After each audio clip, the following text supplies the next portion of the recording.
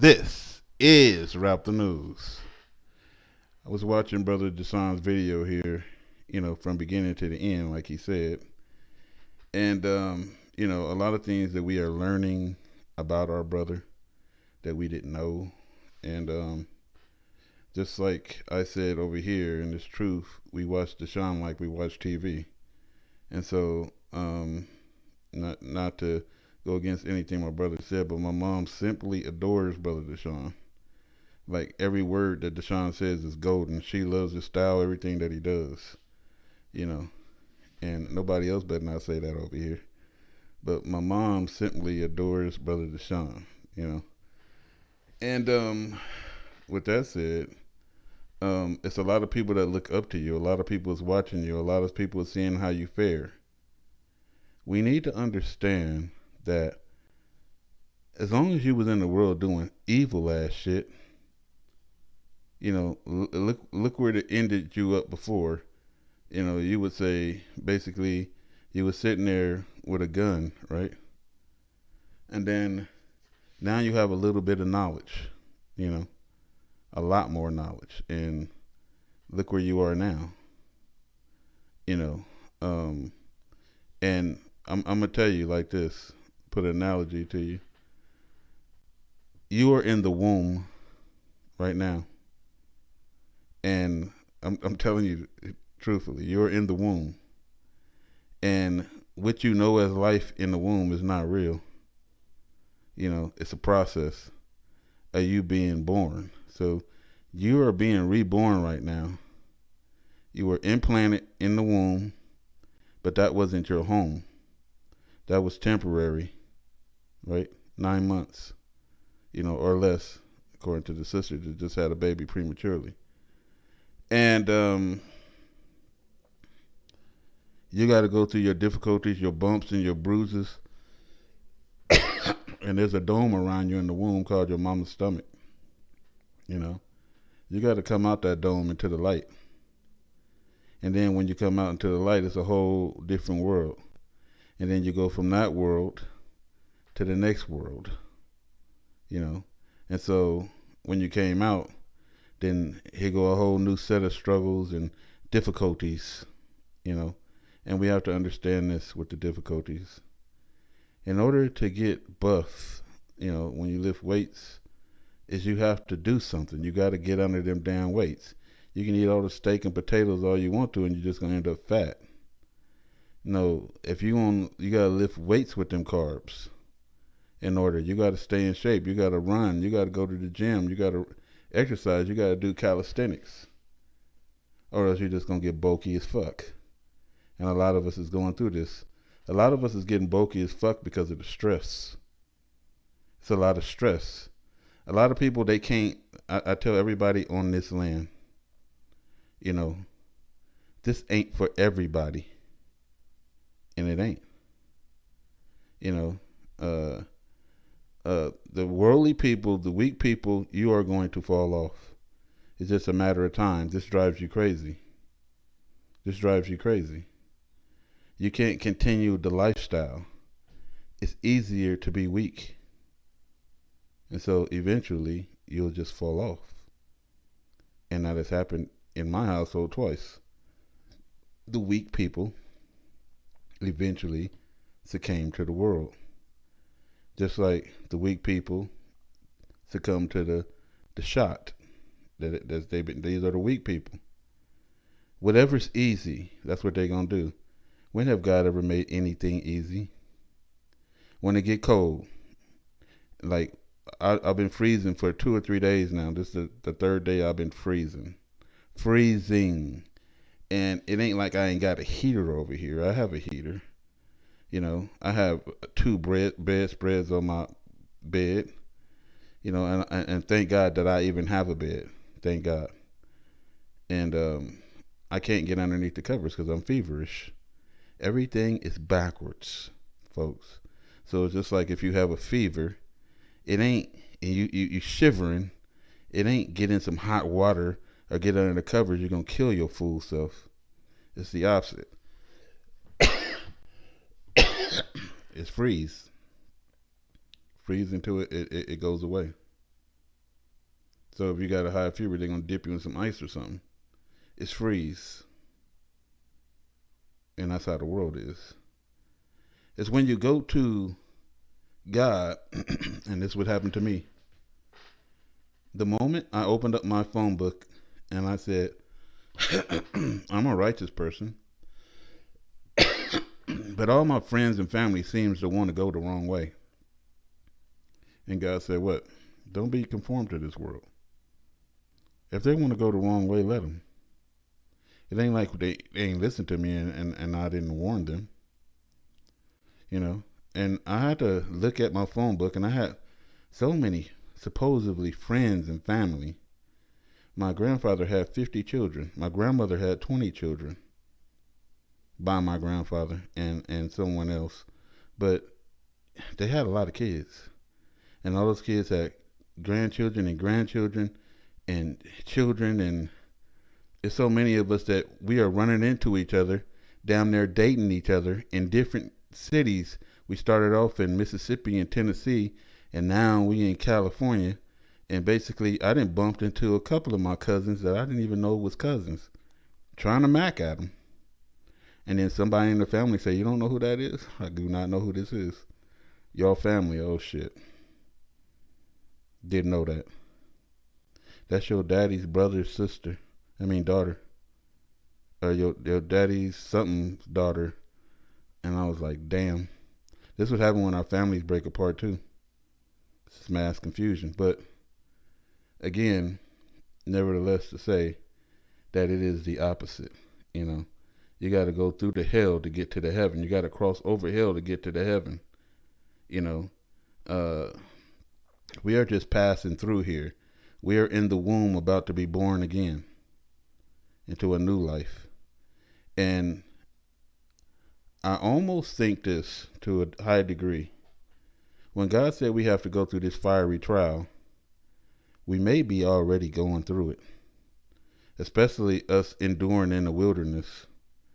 It's a lot of things that I just don't show on camera because it's just unnecessary, because it's life and shit happens.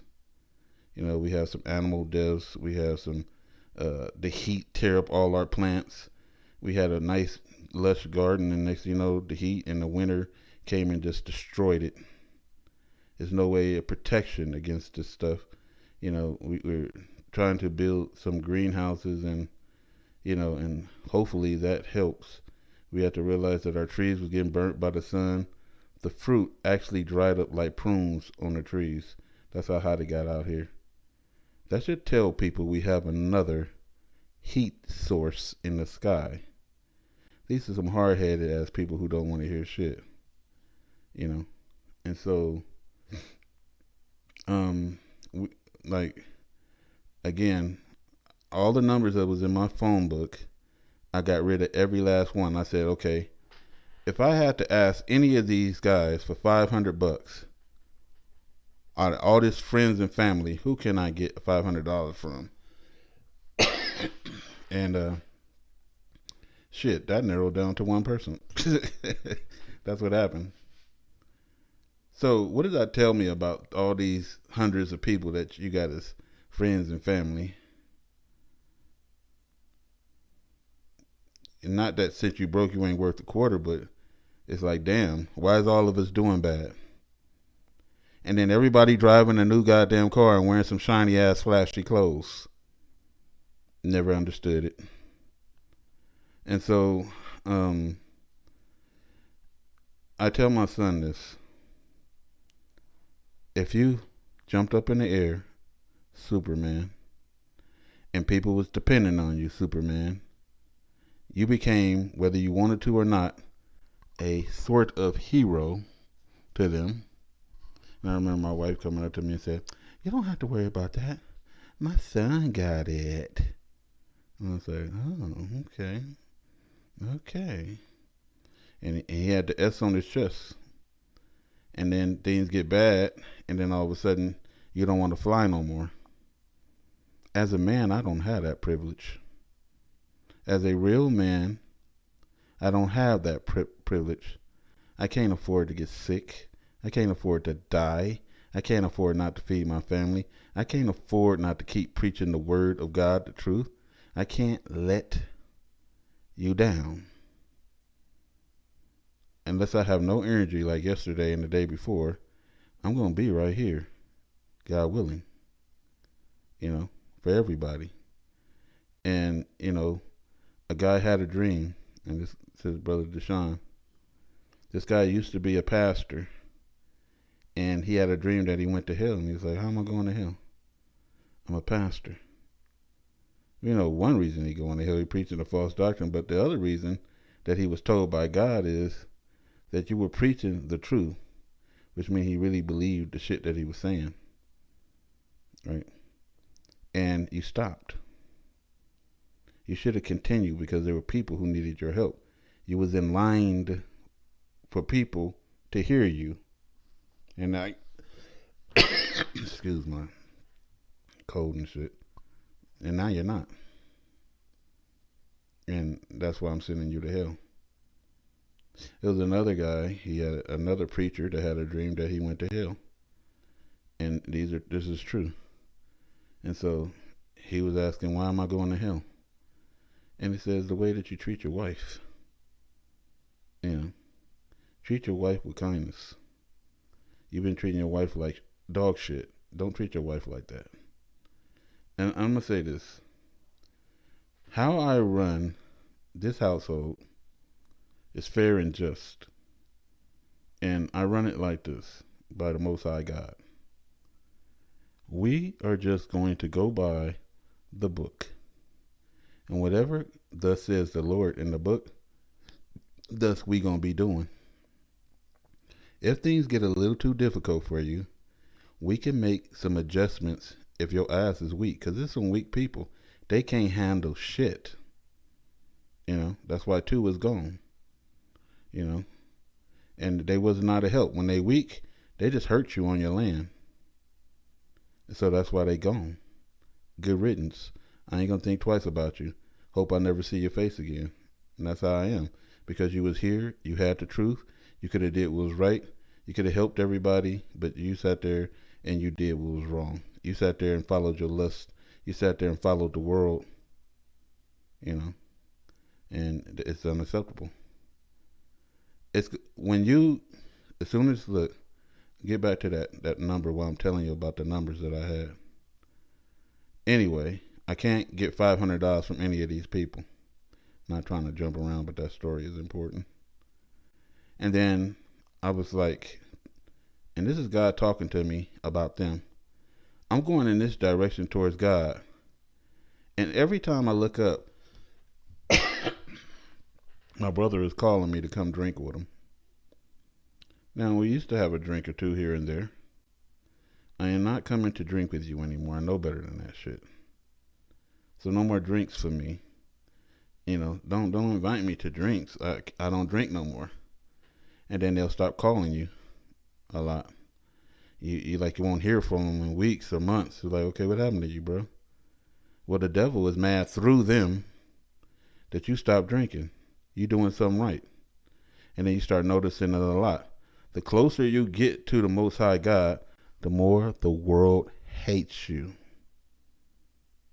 The book says they are of the world and the world hears them. The more the world don't want to hear your ass when you are straight. The more the world demonize you when you straight. The more the world outcasts you when you straight. Now when you start faltering and doing something wrong, they all gonna come knock at your door. Brother, come back. Come back. Come back. Ask yourself, what did they do for you before? And why all this new interest in you? Why? What was this interest before? Are you still in that pagan religion? You mean of obeying God? Of course. Of course I am. And I ain't never leaving it. They ain't gonna call you too much after that. I had a brother, before that was a quote unquote friend. He was the first black guy that I known that was an atheist. Right? And we used to go to his house and drink and play dominoes and do all kind of manly crazy shit, right? He had the party house, and so this dude would get drunk all the time and just act a fool, go in the room and pass out in the bed, among other weird shit that he would do. But yeah, he would just do some weird shit and go flop out in the bed. And he seemed like a very intelligent, intellectual guy, you know. And I was like, dude, how do you not believe in God and you black? He said, well, I don't have no faith in God. I don't, you know, I don't have no belief in God. First black person I ever found. Now you can find a lot, but one day, um, he was on crack. Nobody knew he was on crack. I didn't know he was on crack, and he. I was wondering why he couldn't keep shit in his house. He when he got some crack with his money, he get a check because he was damn near legally blind, and he go get some crack with that money, and then he go get some more crack with that money until he spent all of the money. Well, he met this girl, and they got married. Yeah, excuse me, it's damn cold. Yeah, he got married, and she went to work. He found her purse. He found the rent money. He found the light money. He found the gas money, the water money. Excuse me, people. And he went out there to the crack dealer and spent all that shit, right?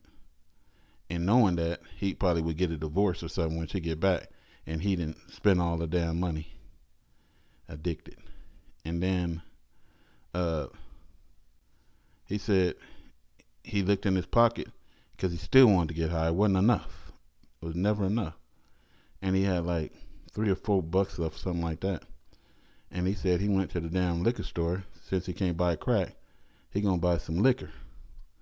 So this nigga went and bought some 40s, and he he on his way back to the house and shit. And the motherfucking devil, he said, appeared out of nowhere. It's funny how you don't believe in God, but you believe in that fucking devil. But the devil appeared out of nowhere and started chasing his ass. Just say 40 ounces was dropped and left, and his blind ass was hauling ass to the house. This motherfucker went to his house and shit, scared as fuck, the devil after his ass. And he ain't the only one with the story. I'm pretty sure y'all know people with the same story. He jumped in the fucking bathtub. He had a Bible somebody gave him, and the nigga baptized his own damn self and turned to God. And then after that, so he was a party guy. Everybody loved him. Everybody thought he was so funny and so entertaining. As soon as he turned to God, nobody liked him. And that was a long, long time ago. Nobody liked him. Same as me. As soon as I turned to God, my family stopped associating with me. You would see him every once in a while to come to seduce you back to the world. Well, we're fine and normal people. Yeah, that disobey God. And you unclean. And you filthy around filthy McNuggets. And if we go out there to you, we're going to be damned and cursed along with you. And you got these people, you selling your soul at the last minute. We just about to see the kingdom. That's why it's so damn hard right now. Like, I say this story that's kind of like in junction with my brother's story here. When we was in Long Beach, we hated that fucking place. We hated those people. At least I did. My family was tired of being there.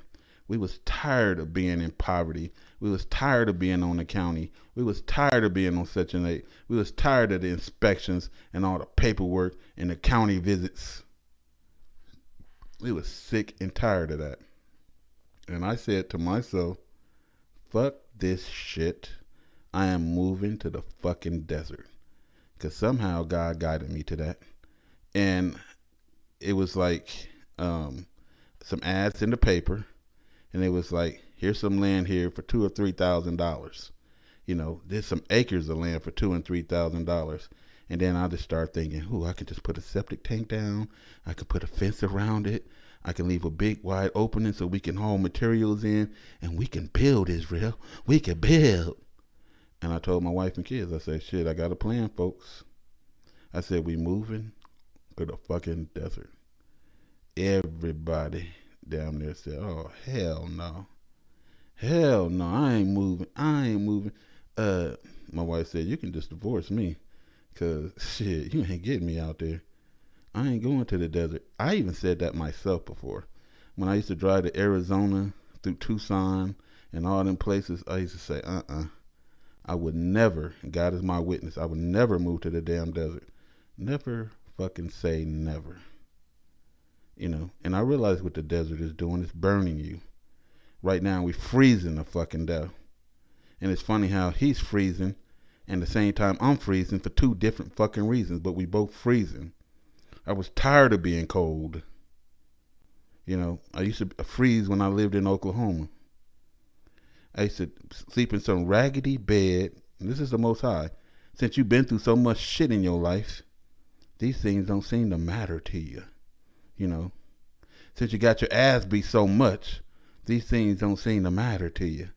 You know, I remember I used to take these covers and I used to tuck them in the mattress real tight. And I used to put as many thin covers, because I have thin covers, in the snow. Windows busted in the house. No electricity, no heat, and the water was stolen. Well, I didn't say we did. Somebody broke the meter, and water was coming in, so you at least could use the toilet. That was the luxury of that place. I was living off a highway in a abandoned building by myself. You don't think that was lonely? My girlfriend, would go to school and steal food for me. You don't think that's humiliating? Yeah. So we go through it. She used to steal. If she did not come with her little half of sandwiches that she stole out of the cafeteria, and she stole the shit, or she hijacked it, she wrapped it up and shit, and she put it in there, we wouldn't have ate. Well, I wouldn't have ate. And even my girlfriend, somebody called me, because it's like I said, if you down and out, you're gonna get kicked in your ass even more. Hey, your girlfriend is in the library with this nigga named such and such and such, and I hate to tell you, but you're such a good person. Yeah, she fucking up. Remember, his name is such and such and such, and last night she came back to the dorm with her shirt on backwards. So we know she been doing some nasty business with this dude. And then she comes in probably an hour later, knocks on the door. I'm heated, because they are telling the truth. And I said to her, Roger something just called. I said the dude's name. She watch this. Before I even said that, she had bought me this big ass damn juicy burger. It was a chili cheeseburger. It was huge. It was hot on a cold day. And she bought me these big ass damn seasoned fries and shit, and a big ass drink. Baby, I got some money. I wonder where you got that money at. And and I bought you something. Oh, I'm glad you was thinking about me. Uh-huh. I take care of my baby. Anything for you, honey. That's what she's saying to me. That's what she's saying to me. And then I said, well, Roger Sutton called. He just said he just got through fucking you in the library. This bitch turned white. She literally, I saw her face turn a color. And she got pale and sick. She, oh my God, I feel sick. So I told the bitch he was on his way over here to discuss some shit. This bitch ran to the bathroom and actually literally threw up. She never thought she was going to get caught in shit. She was a slick ass bitch. Excuse my friends, but that's what she was. But, I took it on the chin. I went through a whole lot of misery with her, even though she fed me, folks. It's you can get good, but with that good comes evil, is what I'm saying to you. You are on hell, and you always got to remember that when you having fun in this world is because you done in the next one. This is Raptor News.